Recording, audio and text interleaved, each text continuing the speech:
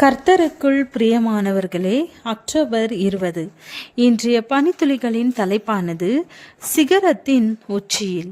வசனம் ஆதியாகமம் 22வது அதிகாரம் 1வது வசனம். இந்த காரியங்கள் நடந்த பின்பு தேவன் ஆபிரகாமை சோதித்தார். எப்படியெனில், அவர் அவனை நோக்கி, ஆபிரகாமே என்றார். அவன், இதோ அடியேன் என்றான். முதன்முறையாக என்னுடைய மகன்களை 14,000 அடி உயரமுள்ள மலையேற்றத்திற்கு கூட்டி செல்லும்போது அவர்கள் சற்று பதட்டமாய் காணப்பட்டனர். அவர்களால் அதை செய்ய முடியுமா?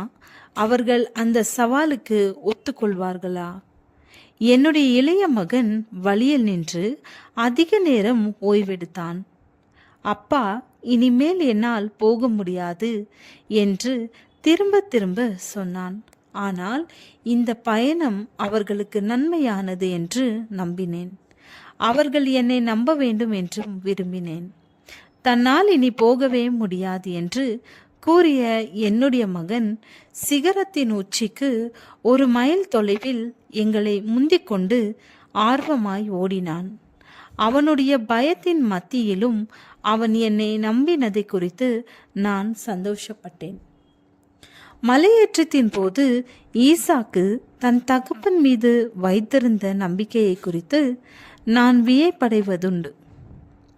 எல்லாவற்றிற்கும் மேலாக தன் மகனின் மீது கத்தியை ஓங்கிய ஆபிரகாம் தன் தேவன் மீது வைத்திருந்த நம்பிக்கை குறித்து நான் அசந்து விட்டேன். அவனுடைய குழப்பமான பதைக்கும் நிலையிலும் ஆபிரகாம் கீழ்ப்படிந்தான்.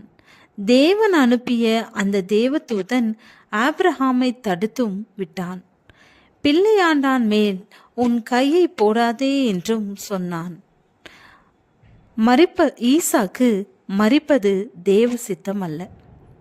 இந்த சம்பவத்தையும் நம் வாழ்க்கையையும் கவனத்துடன் ஒப்பிடும்போது துவக்க வரிகளை நினைவு கூறுவது அவசியம்.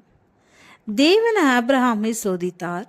இந்த சோதனையின் மூலம் ஆபிரகாம் எந்த அளவிற்கு தேவனை விசுவாசித்தான் என்பதை அறிந்து கொண்டான். தேவனுடைய அன்பான இருதயத்தையும் அவருடைய தேவை சந்திக்கும் குணத்தையும் புரிந்து கொண்டான். நம்முடைய குழப்பமான இருளான சோதிக்கப்படும் தருணங்களில் நம்மை குறித்தும் தேவனை குறித்தும் நாம் கற்றுக்கொள்கிறோம். மேலும் அந்த சோதனைகளின் மூலம் தேவன் மீது இன்னும் ஆழமான நம்பிக்கை வைக்க முடியும். நீங்கள் தேவனால் சோதிக்கப்படுகிறீர்கள் என்பதை எப்படி நம்புவீர்கள்? சிகரத்தின் உச்சியில் ஆபிரகாமுக்கு சோதனை முன் வைக்கப்பட்டது. ஆனால் அதில் ஈசாக்கும் வெற்றியடைந்தான் என்பதில் சந்தேகமில்லை. தேவன் உங்களில் இருக்கிறார் என நம்புங்கள், அப்பொழுது வெற்றி அடைவீர்கள். ஜெபம். தேவனே, உம்மை சோதிக்கப்படுகிற அனுபவத்திற்குள் இருந்தாலும் உம்மையே நான் நம்புகிறேன். ஆமேன்.